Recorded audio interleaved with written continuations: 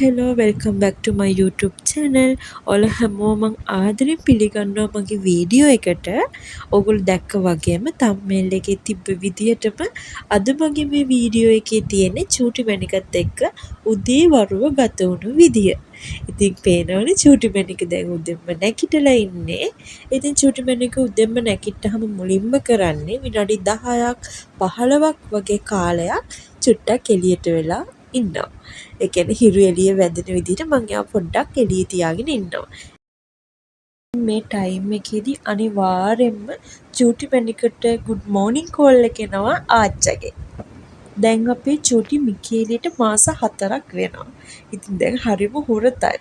ගෙදර අයව අඳුරනවා, ඒගොල්ලොත් එක්ක hina වෙනවා, ඒගොල්ලෝව දැක්කම එයාලගේ අතට යන්න හදනවා, ඒ වගේම පෙරලෙනවා. ඉතින් සෙල්ලම් වැඩ ගොඩයි. පේනවනේ.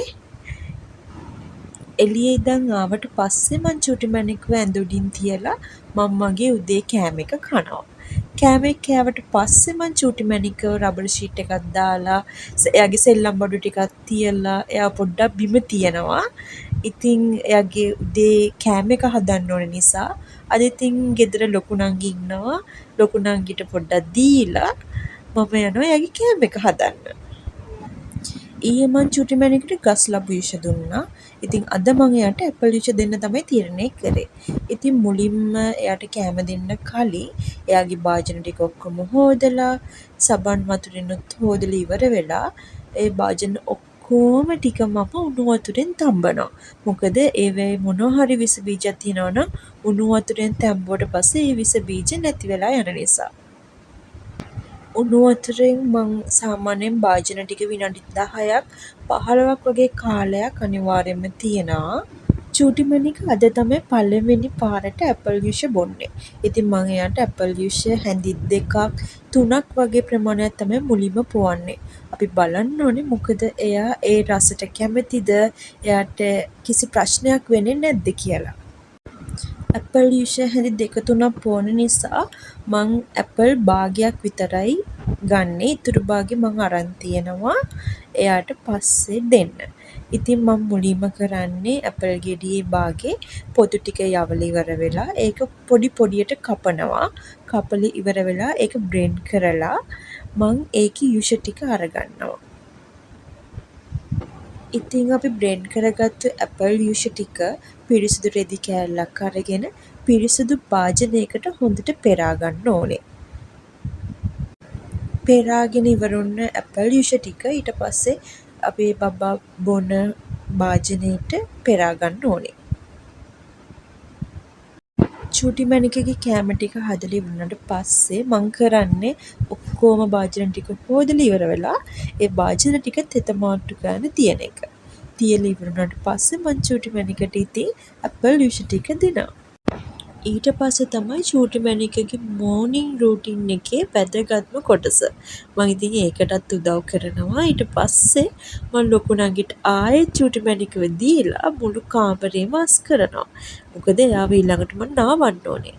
ඉතින් කාමරේ ඔක්කොම අස් කරලා ඉවරනට පස්සේ චූටි මැණිකට අඳින ඇඳුම්, එයාගේ සුවඳ විලවුන් හැමදේම තියලා ඇඳ උඩින් මම ඊළඟට කරන්නේ එයාගේ දවල් කෑම එකත් හදනවා.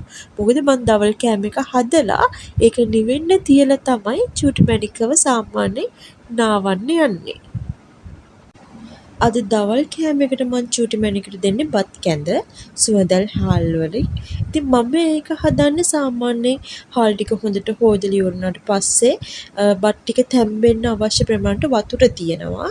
ඊට පස්සේ බත් ටික තැම්බිලා අන්තිමට ඉතුරු වෙන වතුර ටික මං අරගෙන ඉවර වෙලා ඒකට මව් කිරි ටිකක් මිශ්‍ර කරනවා.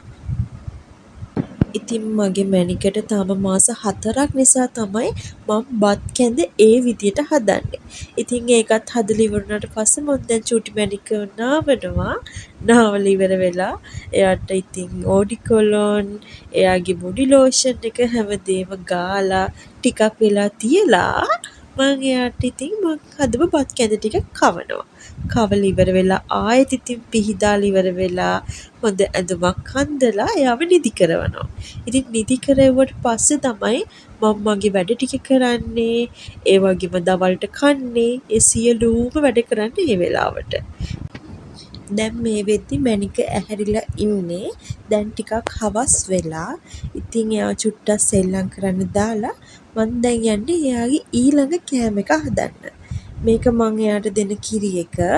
ඒක මම මේ ළඟදී දැන් තමයි පටන් ගත්තේ ෆෝමියුලා එකක් දෙන්න. මං ඒකින්ද මුලින්ම දෙන්නේ මිලිලීටර් 30යි. ඉතින් මිලිලීටර් 30ට එක කිරිපිටි හැන්දක් තමයි මම දාන්නේ. ඉතින් මේක මං සතියට එකපාරක් විතරක් කරන වැඩක්. මේක මම හැමදාම නම් කරන්නේ නැහැ. සතියට එකපාරක් වගේ මම ඉතින් සෆ්රන් එකක රේණුවක් ඒකට දානවා. දාලා ඉවර වෙලා ඉතින් මම ඒක හොඳට දැන් මේ මික්ස් කරනවා. මම සාමාන්‍ය බබාගේ කිරි එක හදනකොට ඒ කිරි එක සැරෙන් සැරේ මූඩිය ඇර ඒකේ ගෑස් එක යවනවා. යවලා ඉවර වෙලා මං සාමාන්‍යයෙන් ඒක ටිකක් නිවෙන්න දානවා පොඩි භාජනයකට වතුර ටිකක් දාලා ඒක නිවෙන්න ඇරිනවා. ඉතින් මේක තමයි මං අකමැතිම කොටස. චූටි මැණිකේගේ රෙදි ටික අතින් හොදනවා. මගේ රෙදි ටික මම වොෂින් මැෂින් එකට දානවා. ඉතින් එතන එහාට මට ඇත්තටම එදා දවස් වීඩියෝ කරන්න හම්බුනේ නැහැ. මොකද අපි හවස පොඩ්ඩක් එළියට ගියා. ඉතින් ඒකේ ෆොටෝස් ටිකක් තමයි මම මේ ඇඩ් කරේ. ඉතින් මේ වීඩියෝ එක මම මෙතනින් එන්ඩ් කරනවා.